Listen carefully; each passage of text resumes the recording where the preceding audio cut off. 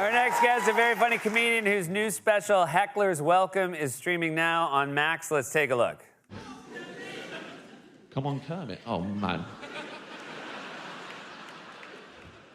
Why did I wear this? You absolutely did me. I can't believe it. I thought this looked cool.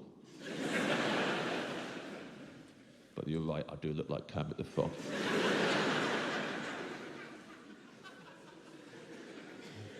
And you absolutely took your shot. I'm toast. You have any idea how it feels to be toast? With a cameraman right there. Please welcome back to the show our friend James Acaster.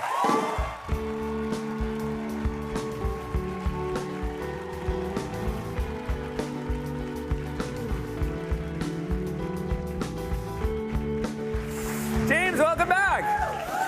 Hello, Seth.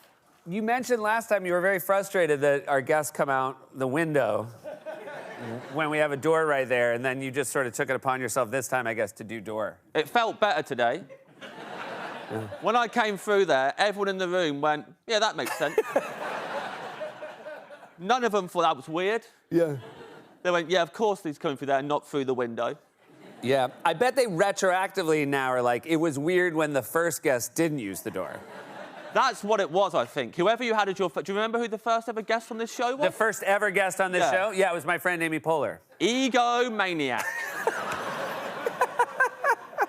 Miss Poehler, would you mind going through the door? This star does not go through the door. Oh, you think it's Amy's fault? Amy Poehler has got an ego the size of Texas. Oh, boy. I don't know. I think you might not know that she's an icon here in this country. Oh, yeah. You know why? Because she told you so. Amy Poehler needs to get over herself. And I've been sent here to tell you all that. Oh, wow. My government thought it was very important. Oh, you're here on behalf of your government? Yeah. All right. Absolutely, I'm here on behalf of the government. They've sent me here to sort out a lot of stuff. You guys have had a crazy month. Yeah, that's true. I'm here to sort all of it out. First of all, congratulations to Kendrick. Secondly, that's the pleasantries out the way. Yeah, move on. Secondly, you've got to realise you're a massive country. What you do affects the whole world. You're number one. Oh, well, thank you. We would like to propose to you that the entire planet should be allowed to vote in your elections. Okay, yeah, that's not a terrible idea. That's not a terrible idea. It's only fair, Seth. It affects all of us, especially when one of the candidates is a climate change denier. I think children should also be allowed to vote. Oh, yeah, kids. It's their future. That's true. Them, wildlife should be allowed to vote. Trees. The only people, and this is the only exception, who shouldn't be allowed to vote, Republicans. Well, now that doesn't seem fair anymore. But, James, I have... Oh. Hey, since you mentioned trees, did you see the one outside? Did you see... I would imagine you're the kind of guy that's probably loves the marvel of a giant Christmas tree. Man, Americans can't go 2 seconds without mentioning Marvel.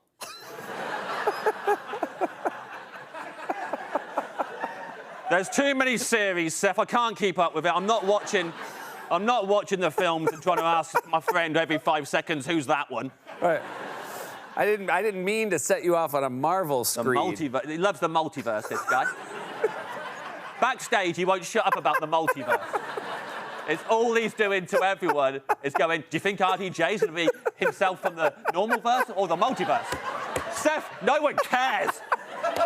It's a desperate move on their part. We think it's pitiful. And my government sent me here to tell you that. Oh, boy. They're also here to tell us about the Marvel... There's too many Marvel movies. Too many Marvel movies. You've got to let go of the multiverse. But I do love the tree outside. Yeah. It's not lit up yet, but the scaffolding's down, which is nice. No, it's not nice. What? My government wanted me to tell you that back in the UK, we keep the scaffolding up. All Christmas, we have the scaffolding up. That is the most Christmassy thing in England, is we have the scaffolding around the tree, and then when it's Christmas Eve, we get rid of the tree. And it's just the scaffolding. Oh, they sort of pull it out from under the bottom of the scaffolding? Yeah, all you know is burn it. You light a match and you just fling it in from a distance. And then we all sing in ancient English a song about how the tree is dead and long live the scaffolding. And that's how we do it. I'm not used to how you're doing Christmas in this country. I don't like it. Which part is hard? All the lights have gone up, all your Christmas lights? Yeah. Not how we do it back home. No. Darkness. The whole December 1st, all lights go off across the UK. It's total blackout. And the UK, a lot of you will know this, but it's very much like the little town in True Detective, Night Country. Yeah. There's no sun. So it's just pitch black for all of December. Wow. And then the lights aren't allowed to come on again for Christmas. So Christmas Day, you put the lights on, and then just whatever house you've ended up in, that's where you're spending Christmas. Oh, right, because you have no idea where you are because of the total You don't know what you've all been stumbling around in the dark for a month. Lights go on. Well, I guess I'm spending Christmas with Gordon Ramsay and Dick Van Dyke doing the voice. Dick Van Dyke doing the voice. Jim Jiminy. Oh, my God.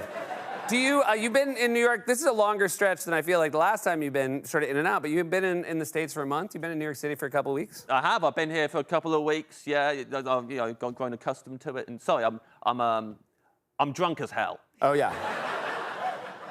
Do you feel... I'm so drunk. I got my wires crossed with this show when you emailed me. I thought I was doing the day drinking thing. Oh, no. I met up with a guy who it turns out only looks like you. And me and him have been getting trashed all day long. Yeah. I only knew I was meant to be here when you texted me going, buddy, are you on your way? And I was like, how have you texted me and been drinking a bowl of punch at the same time? Were you never curious as to why there were no cameras around? Oh, I did. About 5 drinks in, I said, we should be filming this. He went, you're right. And then he started filming me. He's got some very incriminating evidence on that phone of me trying to burn that tree. Oh, my God. Oh, you tried to burn the tree here. Yeah, well. I'll put it out. 5 drinks in. With my peers. Do you feel like New Yorkers, do you like being around them? That seems like a lead-in question, Seth. Well, I'm just curious, you know? Of course. You seem to, call it like you see it. Look, I had a bad experience. I was meant to go to, I was going to Florida, to Disney World. Oh, you seem like a guy who'd love Disney World. Yeah. Well, I know that you're going to think this is, they do own Marvel. Yeah. Well, that's why so you kind of, in a way, you brought it up. Well, that's why I was sent there. To the heart of it. I had to sit at a table with Mickey. He's I'll tell you what, when the cameras aren't around, he's a different guy. Mickey. I tell you, he didn't get to where he is now by being nice. Let me tell you that. That guy does not care. Okay. He's a confident guy. Mickey, he's confident. I have a theory that anyone with a 2-syllable name, they're the most confident people on the planet. Interesting. Because their name fits very easily into happy birthday. The rest of us, I've had a lifetime of people going, James. I don't feel like I belong here. Every birthday, I'm like, should I even have been born? 2-syllable name, Mickey, Donald. Goofy. Yeah, Donald who is, Goofy, the whole lot of them.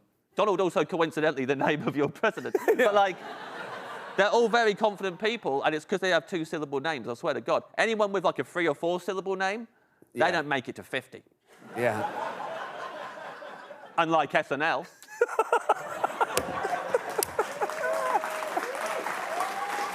Wait, what were you...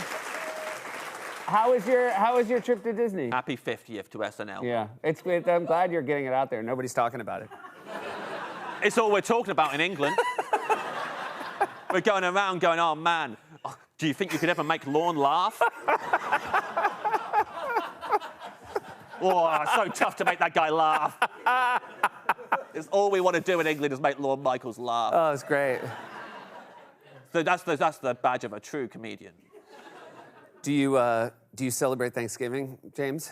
Yeah, we celebrate. Yeah, the 50th. If we celebrate SNL's 50th, you better believe we celebrate a massacre we weren't involved in.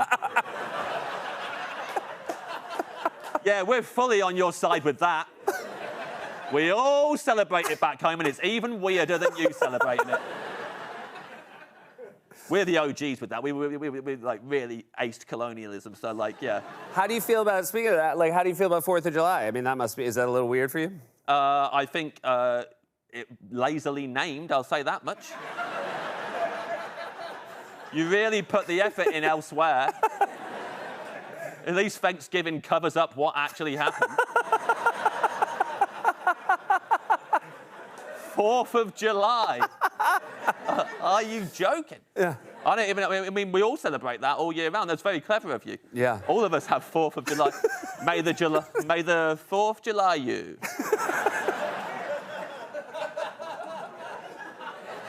I do want to say before you go, I loved your special, Heckler's Welcome. Oh, yeah, we should talk about that. Yeah. I feel like this has been a wonderful advertisement. Yeah, we've advertised it pretty well. But it's really, it's a great special. You brought people, you invite them to heckle during the show. I let them heckle me for a whole tour. And do you feel like you get, when you invite people to heckle, based on the fact that you tour the whole world in different countries, you get a different kind of audience member? Yeah, everywhere. And like when I came here, and by the way, the office's still open. If anyone wants to heckle me, they can. Everyone's allowed to. It's absolutely fine. Okay. I'm still completely open to heckles. It's made me calmer, and I deal with people in a much more loving way now. I'm very proud of myself. Yeah. That lovingness, everything is coming through. Thank you, sir. It's on Max, and it's a fantastic special, and it is just the best to see. You got to come back soon. I just have one question, though. What is Max?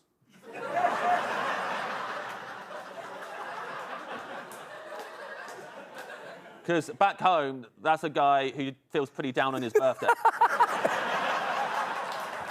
James Acaster, everybody. Heckler's Welcome is streaming on Max. It's fantastic. We'll be right back with Chef Michael Narciso and my brother John Myers.